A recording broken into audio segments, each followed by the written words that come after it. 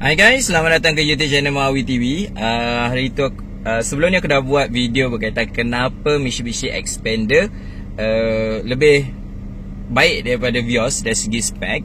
Okay, kali ni aku nak counter balik, okay, berkaitan dengan apakah kelebihan Toyota Vios berbanding dengan Mitsubishi Xpander. Aku rasa korang mesti tahu yang Vios ni lebih baik, lebih banyak spek dia. Okay, tapi kita kena terima hakikat bahawa Xpander tu ada beberapa ciri yang macam mudah aja atau ringkas je, tapi sangat berguna kalau ada pada Toyota Vios ni. Okay, tapi kali ni aku nak share kat korang apakah kelebihan Toyota Vios pula berbanding dengan Mitsubishi Xpander. Okay, alasan kenapa perbandingan ni aku buat, boleh tengok video yang sebelum ni berkaitan dengan Mitsubishi Xpander lebih baik daripada Toyota Vios. Okay, tak perlu aku explain lagi lah. Jadi jangan lupa like dan subscribe. Kita jumpa sebentar lagi.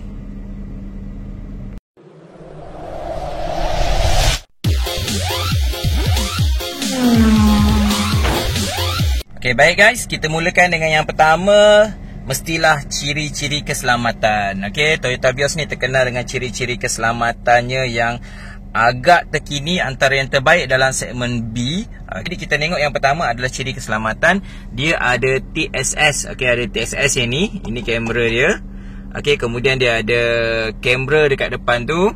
Okay, TSS ni banyak sebenarnya, meliputi semua. Tapi kalau dari aspek keselamatan, mestilah airbagnya.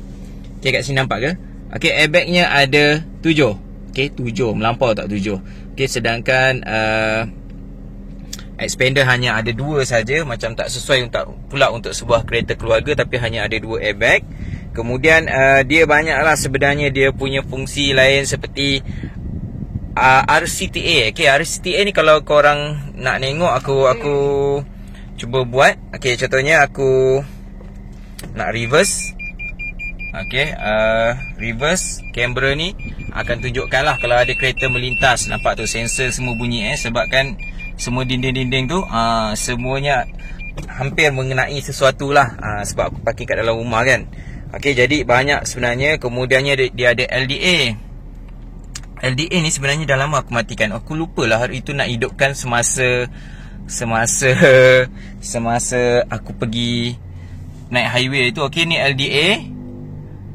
Okay, LDA ada. Kemudiannya dia ada PCS. Ni kamera PCS juga, pre-collision system. Kat depan tu ada radar.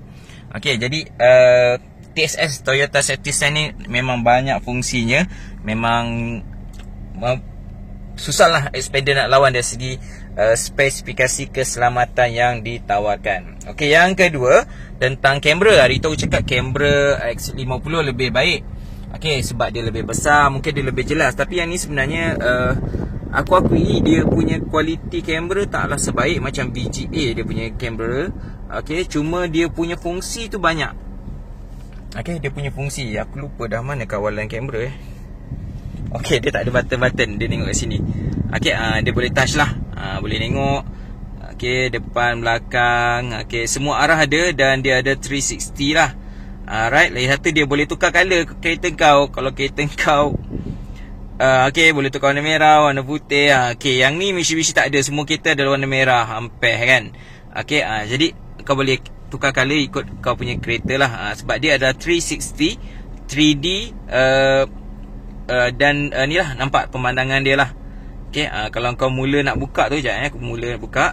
Okay, nampak tu dia pusing. Okay, dia pusing dulu kereta korang. Okay, cuma itulah, skrin dia sedikit kecil. Tapi dan kualiti kameranya pada aku ada sedikit tak berapa sharp lah. Okay, kemudiannya yang ketiga adalah ni, dia ada pedal shift. Okay, ini mungkinlah yang menyebabkan kenapa Vios tak dapat apa, cruise control. Kerana dia mungkin dapat pedal shift. Kalau dapat cruise control pun aku rasa lebih padu. Aku kalau secara peribadi antara pedal shift dengan cruise control, aku lebih prefer cruise control. Tapi nak juga sebenarnya pedal shift ni, walaupun itulah kan. Okay, kemudian yang keempat, ni sistem MID infotainment dia ni pada aku sangat-sangatlah lengkap. Okay, macam-macam adalah. Ini dah macam komputer ke dah macam smartphone dah dalam ni. Macam-macam ada. Kau nak apa semua ada lah. Kau nak apa dia punya data semua ada. Semua data-data dia ada. Jadi pada aku dia punya MID ni antara yang terbaik dalam kelas dia. Kelima, multimedia unit. Okey, ini multimedia unit memang kecil, 7 inci saja, tapi pada aku dia punya fungsi tu agak lebih aku selesa. Mungkin aku dah terbiasa dengan sistem dia ni. Okey, sebab mesin-mesin tu sebab baru kan, jadi mungkin tak sempat explore. Tapi pada aku lebih rasa ini lebih mesra. Cuma dia agak kecil lah, tu je point dia. Kalau dia besar memang padu lah kan. Okey, seterusnya dia ada 5 kamera. Okey, aku dah cakap ini tadi kamera. Kemudian kamera depan. Kemudian depan tu ada radar. Ada kamera CC dekat sini. Dan kamera belakang. Jadi kalau ikutkan total dia punya kamera tu ada 5 lah, berbanding expander yang hanya ada 4 kamera. Okey, tu sebabkan ianya lebih baik. Okey, tu dari segi kamera. Kemudiannya satu lagi kelebihan, dia ada ambient light. Okey, ambient light ni, okey aku buka pintu. Tu ambient light. Okey, dan kemudian dia ada side ni lah, side lamp ni lah, lampu tepi ni. Okey, yang tu pun juga adalah satu spek, walaupun dia adalah aksesori yang ditambah. Tapi pada aku ianya sangat memberi nilai lebih menyeronokkan lah untuk Mitsubishi Xpander ni. Spek-spek dia lebih baik lah. Kemudian ini adalah ciri keselamatan. Okey, ciri keselamatan seterusnya adalah dia ada blind spot monitoring. Kena nampak tak dekat tu? Okey, aku buka tingkap. Okey, ini pada aku sangat berguna. Yang Mitsubishi Xpander tak ada blind spot monitoring. Sebab betul kita memandu ni banyak kali, kalau jujurnya banyak kali lah kita akan hampir-hampir terlanggar sesuatu kan. Tetapi dengan ada blind spot monitoring ni sebenarnya membantu kita memandu dengan lebih baik dan berhati-hati. Okey, seterusnya aircon. Memang dia tak ada blower belakang, tapi aircon ni Allah super duper sejuk. Serius sangat sejuk walaupun tak ada blower aircon dekat bahagian belakang. Aircon ni sangat sejuk. Aku memang selalu buka 26. Okey, ni sebab 24 tadi aku buka sebab hari ni kan terik gila. Okey, jadi aku baru nak masuk kereta, jadi aku terpaksa lah buka pada suhu 24 tadi nak bagi dia cepat sejuk. Okey, tapi sebenarnya memang inilah selalu yang aku akan buka 1 dengan 26. Okey, kecuali bila ramai orang aku akan naikkanlah sehingga 2 atau 3, tapi suhu tu jaranglah aku turunkan. Kecuali kalau betul-betul terik baru aku turunkan sebab ramai orang dalam kereta kan. Kalau seorang je memang aku buka dalam 26 ataupun satu je selalunya. Okey, kalau nak sejuk sikit aku akan turunkan 25, dengan ini biar 1 je sebab kalau kau buka ni angin dia kuat gila kan. Okey, kalau expander buka separuh pun sampai sini pun, okey, pusing tu sampai separuh, angin dia tak berderu-deru lagi. Okey, yang ni dah menderu dah. Okey, kemudiannya dia ada okey, kunci. Ni kunci. Memang agak biasa simple je, tapi pada aku expander lebih simple. Tapi yang ini dia ada 3 button, siap ada bonnet. Expander tak ada button bonnet. Mungkin sebab dia adalah 5 pintu, jadi mungkin bonnet tak ada. Tapi pada aku macam hodoh lah dia punya ni, button ni hanya ada 2, lepas tu kosong. Macam Yaris punya kunci lah. Okay, tapi masa aku beli casing tu aku beli yang ada 3 button ni. Alright. Kemudiannya armrest. Okay, ni ada armrest. Kalau expander tak ada armrest secara officialnya, walaupun ada lah dekat tengah tu kan, tapi dia tak ada armrest. Tapi yang ini ada armrest, walaupun kau tahulah, walaupun duduknya kat belakang ni, siku ni. Okey. Jadi seterusnya apa yang menarik adalah yang ni. Camera auto ni untuk camera auto. Cermin auto ni untuk cermin pandang belakang. Sangat membantu bila waktu malam. Tapi sekarang ni kan aku punya expander aku dah tinted 95% kat belakang. Aku rasa feel dia lebih kurang sama dengan auto punya function ni. Sebab belakang tu dah, lampu dia dah tak berapa nak kuat. Kalau orang high beam pun masih boleh lah aku tahan mata aku ni. Tapi yang ni bagusnya dah ada auto, jadi dah tak payah pening kepala lah. Kalau ada orang yang tak cukup bijak, yang pakai lampu tinggi tu kan. Okey, seterusnya yang tiada pada expander hanya ada indicator sahaja. Okey, yang ni ada eco mode atau eco button lah.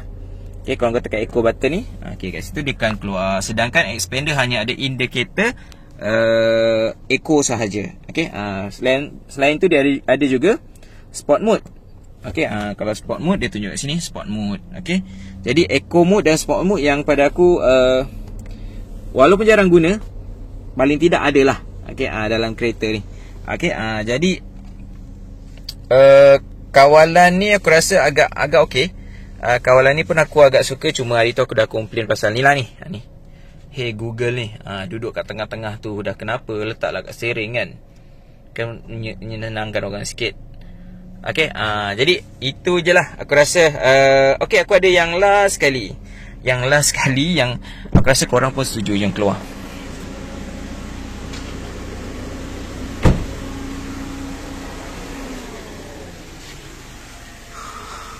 Okay, dia ada DRL. Okay, DRL, day running light. Yang expander ada juga, tapi yang ni LED warna putih. Sedangkan expander ni mentol warna kuning. Macam fog lamp. Malu orang tengok tau siang-siang. Okay, tu antara kelebihan lah. Kelebihan